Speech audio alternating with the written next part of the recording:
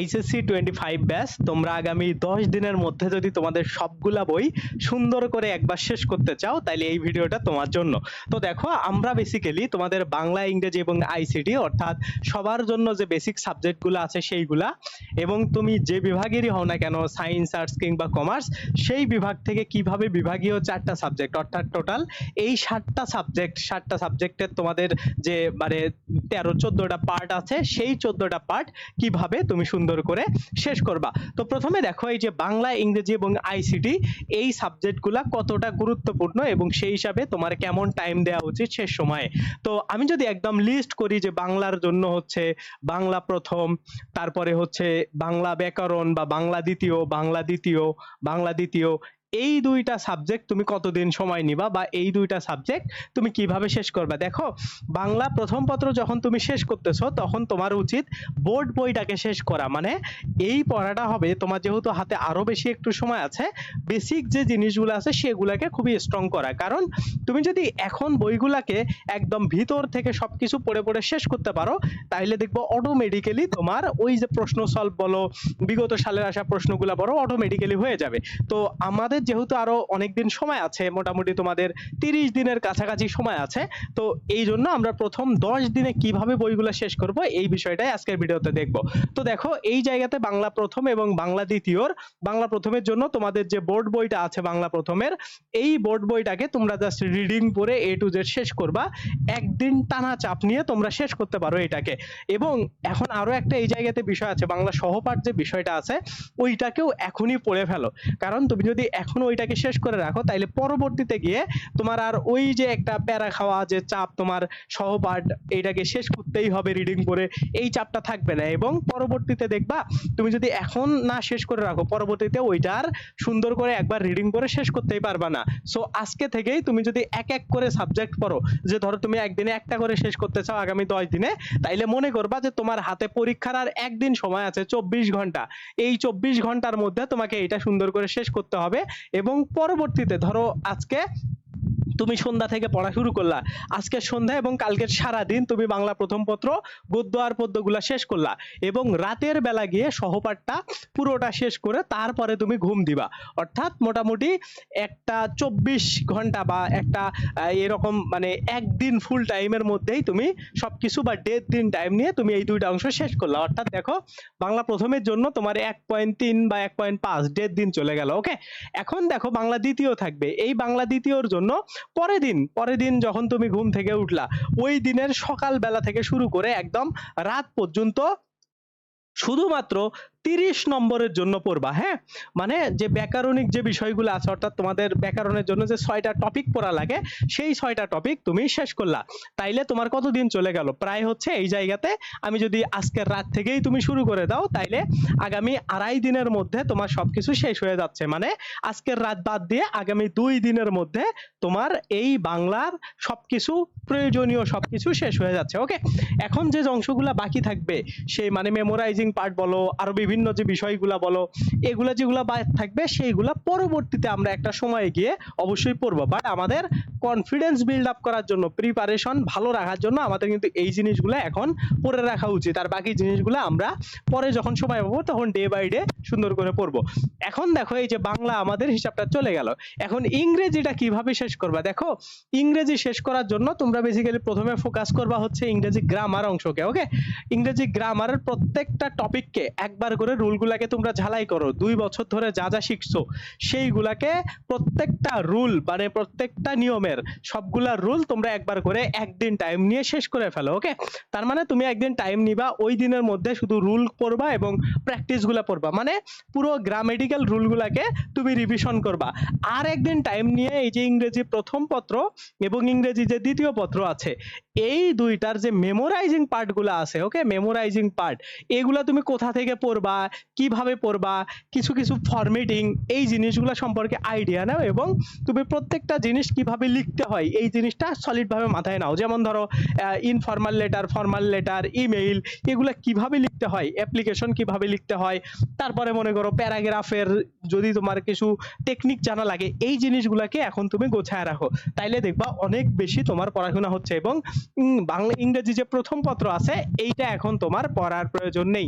ওকে, এইটাও আমরা ওই যে মেমোরাইজিং পার্টের সাথে বাংলার এই অংশটাকে দেখবো। ওকে, এইটা গেল তোমাদের হচ্ছে মোটামুটি একদিন, বা ধরো এখানেও তুমি যদি 1.5 দিন শেষ করে ফেলো তাইলে 2 প্লাস হচ্ছে 1.5, তার মানে ধরো আজকের যদি আমরা রাত বাদ দিই তাইলে আগামী 3.5 দিন বা ধরো 4 দিন আমরা ধরে ফেললাম, আগামী 4 দিনের মধ্যে বাংলা এবং ইংরেজি তোমার কমপ্লিট হয়ে গেল।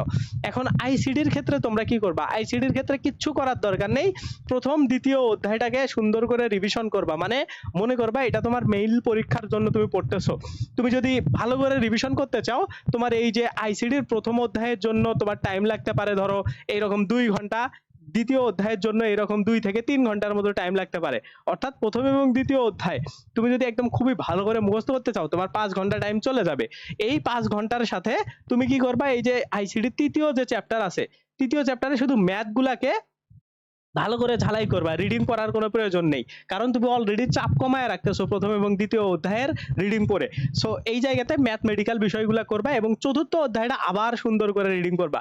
এইখানে ম্যাথগুলো করতেও ধরো তোমার 3 ঘন্টার মতো টাইম লাগতেছে, তারপরে এই চতুর্থ অধ্যায়টা পড়তে 2 ঘন্টার বেশি টাইম লাগার কথা না। ওকে, চতুর্থ অধ্যায় এইচটিএমএল, কারণ এটা সহজ চ্যাপ্টার, সহজ, অধ্যায়টাও ছোট। আর পঞ্চম অধ্যায়টার জন্য তোমার একটা সলিড মোটামুটি সবকিছু যা কিছু আছে রিডিং এর জন্য তোমার এইরকম করে 4-5 ঘন্টা বা তারও বেশি 5 থেকে 6 ঘন্টা টাইম দিতে হবে এই পঞ্চম অধ্যায়ের জন্য। আর ষষ্ঠ অধ্যায় যেহেতু তোমাদের নাই, তোমরা চাইলে পড়তেও পারো নাও পারো, তাইলে তুমি যদি হিসাব করো এইখানে 6, 2, 9 আর এইখানে ধরো 5, 13 ঘন্টা, তার মানে একদিন বা 1.5 দিন বা সর্বোচ্চ 2 দিন তোমার টাইম লাগতে পারে। তার মানে এই বাংলা ইংরেজি আইসিডি এইগুলা তোমরা আগামী 6 দিনের মধ্যে সুন্দর করে একবার শেষ করতে পারো আমি যে ওয়েতে বা যে জিনিসগুলা পড়তে বললাম। এখন বিভাগীয় যে বিষয়গুলো আছে, ধরো তুমি মানবিকের স্টুডেন্ট, ওকে, মানবিক বিভাগের স্টুডেন্ট, মানবিক বিভাগের স্টুডেন্ট, তোমার কি কি সাবজেক্ট আছে? ধরো তোমার পৌরনীতি আছে, অর্থনীতি আছে, সমাজবিজ্ঞান আছে, ভূগোল আছে, এই রকমের আরো বিভিন্ন টাইপ থাকতে পারে, বা তোমার ফিজিক্স, কেমিস্ট্রি, ম্যাথ, তোমাদের হিসাব আলাদা। সায়েন্সের আসলে প্যাটার্নটাই একদম ফুল আলাদা। ওকে, ওদের একটু টাইম ম্যানেজ করা একটু বেশি টাইম দিতে হয়। তুমি যদি 6 দিনে এগুলা শেষ করো, তারপরে ধরো তুমি সায়েন্সের জন্য 2 দিন করে টাইম দিলা, বাট আর্টসের যে বিষয়গুলো আছে এইগুলাকে তুমি একদিনের বেশি টাইম দিবা না। কেমনে পড়বা আমি তোমাকে বলি, শুধুমাত্র তোমার যে বইটা পুরোটাই দাগানো আছে ওই প্রত্যেকটা দাগানো লাইন তুমি একবার করে রিডিং করবা। মানে রিডিং বলতে কি, যে যাতে করে তোমার ওই বইটা সম্পর্কে একটা ক্লিয়ার কনসেপ্ট থাকে, এই রকম করে করে তোমরা একটা বইয়ের জন্য এরকম করে 12 ঘন্টা করে টাইম নিবা। ওকে, মানে 12 ঘন্টা বলতে কি একদিন, মনে করো সকাল 6টা থেকে সন্ধ্যা 6টা পর্যন্ত, সন্ধ্যা 6টা পর্যন্ত এই টাইমের মধ্যে তুমি ধরো পৌরনীতি প্রথম পড়লা, তারপরে পৌরনীতি দ্বিতীয়, মানে ব্যালেন্স করে একদিনের মধ্যে 2টা পড়বা। একটা জিনিস তোমার মনে হইতে পারে যে ভাই আমি এখনই কেন এত চাপ নিব, দেখো এখন যখন তুমি এরকম চাপ নিবা, দেখো তুমি যদি মানে পৌরনীতি প্রথম পত্র বই পড়তে চাও, তোমার একটা করে চ্যাপ্টারের জন্য কতগুলা 6টা অথবা 7টা করে তোমার অধ্যায় আছে, একটা করে বইয়ের জন্য 6টা অথবা 7টা।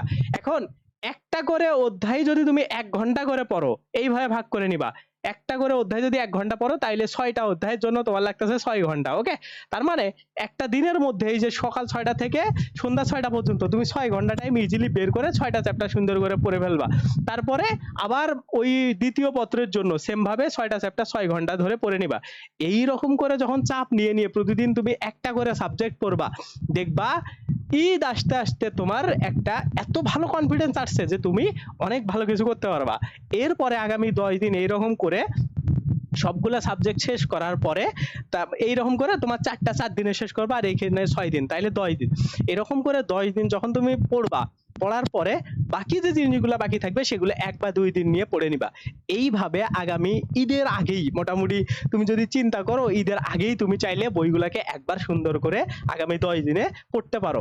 এবং এই টেকনিকগুলো যদি তুমি কাজে লাগাও, আমি তোমাকে বলতেছি তুমি বইগুলাকে কমপক্ষে 2 বা 3 বার শেষ করতে পারবা তোমার এইচএসসি পরীক্ষার আগে। তুমি যখন একবার এভাবে শেষ করলা চাপ নিয়ে, পরে দেখবা যত গ্যাপ আছে বিভিন্ন প্রশ্ন সলভ করবে এর পরের ধাপে, মানে প্রথম ধাপে এগুলা করলা, এখন এর পরের ধাপে গিয়ে শুধুমাত্র কি করবা, বিগত বিগত সালের প্রশ্নগুলা পড়বা, হ্যাঁ, বিগত সালের প্রশ্ন এবং বিভিন্ন কলেজের আসা প্রশ্ন, যে কলেজে আসা যে প্রশ্নগুলো আছে সেগুলাকে ভালো করে তুমি পড়বা পরের ধাপে গিয়ে। অর্থাৎ এটাকে ধরো স্টেপ 2 তুমি দিতে পারো, স্টেপ 2 তে, অর্থাৎ পরে এখন 5 দিন টাইম নিয়ে প্রত্যেকটা সাবজেক্টে এরকম করে পড়বা। তাইলে দেখবা সুন্দর করে বইগুলা রিভিশনও হচ্ছে এবং পড়াটাও গোছালো ওয়েতে আগাচ্ছে। যারা এভাবে পড়তে চাও চাপ নিয়ে, মনে করো তোমার ঈদের পরের দিনে পরীক্ষা, এভাবে চাপ নিয়ে একবার পড়ো, দেখবা তোমার পড়াশোনার রুটিনটা অনেক ফাস্ট হয়ে যাবে। সো আশা করি এই টেকনিকগুলো তোমার কাজে লাগবে। আর আমাদের এরকম ভিডিও পেতে অবশ্যই এই চ্যানেলটাতে সাবস্ক্রাইব করে বেল বাটনটা অন করে দিও। আর আমাদের এই ভিডিওতে অবশ্যই একটা লাইক দিও, যাতে করে অনেকেই দেখতে পারে। আর তোমাদের কোনো কিছু অন্য কোনো কিছু সাবজেক্ট নিয়ে এরকম সাজেশন লাগলে তোমরা অবশ্যই আমার এখানে কমেন্ট করবা, আমি তোমাকে রিপ্লাই করার এবং ওই অনুসারে ভিডিও বানানোর চেষ্টা করব। তো সবাই সুস্থ থাকবা, ভালো থাকবা, আল্লাহ হাফেজ, টেক কেয়ার।